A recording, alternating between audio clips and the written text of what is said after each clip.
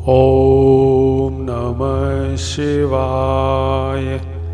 श्री शिव महापुराण खंड 1 अध्याय 20।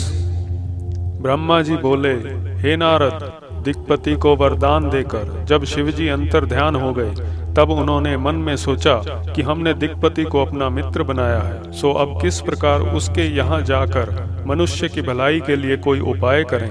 हमने पहले भी यह विचार किया था कि अब हम कुबेर के मित्र होकर उसके पास निवास करेंगे। हमारा मुख्य स्वरूप तो पर ब्रह्म रूप है, इसलिए उस स्वरूप तथा इस स्वरूप में जो हम अब उसके यहाँ धारण करके जाएंगे कोई अंतर नहीं होगा। जो व्यक्ति इनमें अंतर या द्वैत भाव समझेगा वह दुख प्राप्त करेगा। ब्रह्मा विष्णु आदि द्वारा जो स्वरूप पूजा जाता है उसी रूप एवं नाम से हम वहाँ वास कर कुबेर के साथ मित्रता स्थापित करेंगे। शिवरानी ने अब तक अवतार नहीं लिया है, अकेले हमने अवतार लिया है, इसलिए अब पहले अकेले हम ही लोग कठिन तप करके वहां निवास करते हुए भक्तों को मुक्त तथा कुमार्गियों को नष्ट करेंगे। कुछ समय इसी प्रकार अपना रूप देखने के पश्चात शक्ति भी अवतरित होंगी तथा संसार की रीति के अनुसार वे हमारी पत्नी होंगी। तब उस दशा में हम गृहस्थ होकर अनेक प्रकार के भोग विहार भी करेंगे।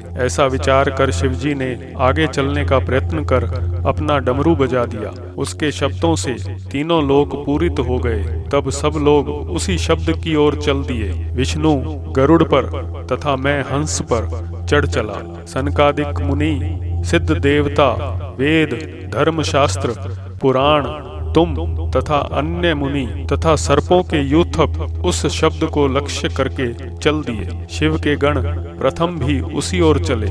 सब लोग परस्पर यह कह रहे थे कि क्या कारण है जो आज डमरू बजाया गया है। आज किसके भाग्य उदय हुए।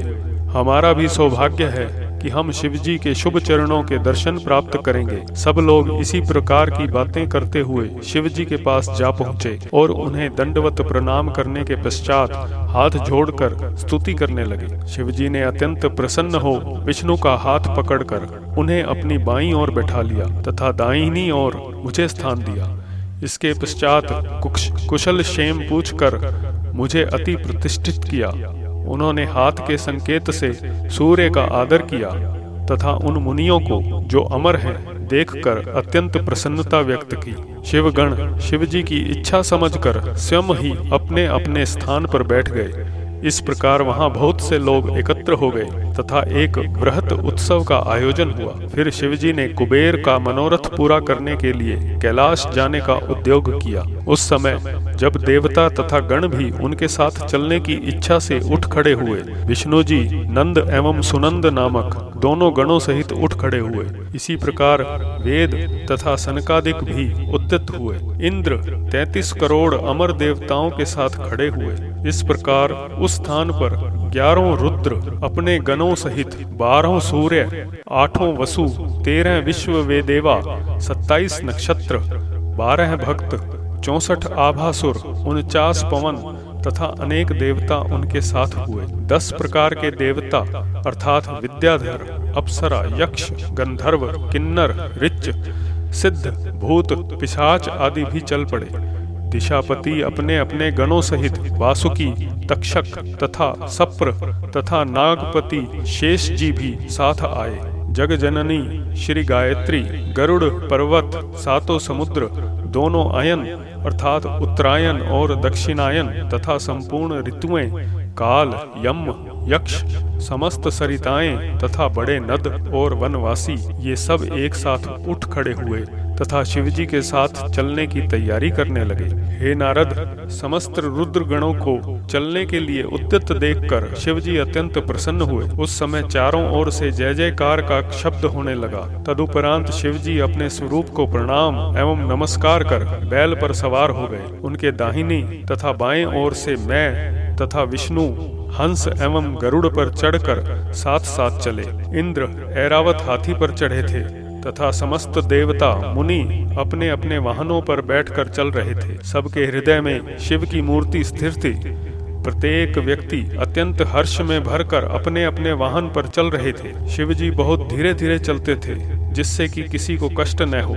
जिस जिस देश में शिवजी जाते थे वहां उनको भेंट दी जाती थी, जिसे वह सहज स्वीकार करते थे। इसी प्रकार चलते चलते शिवजी अलकापुरी के निकट जा पहुंचे। तब अलकापुरी के अधिपति शिवजी से विदा लेकर जेवनार की सामग्री का प्रबंध करने के लिए आगे चले गए।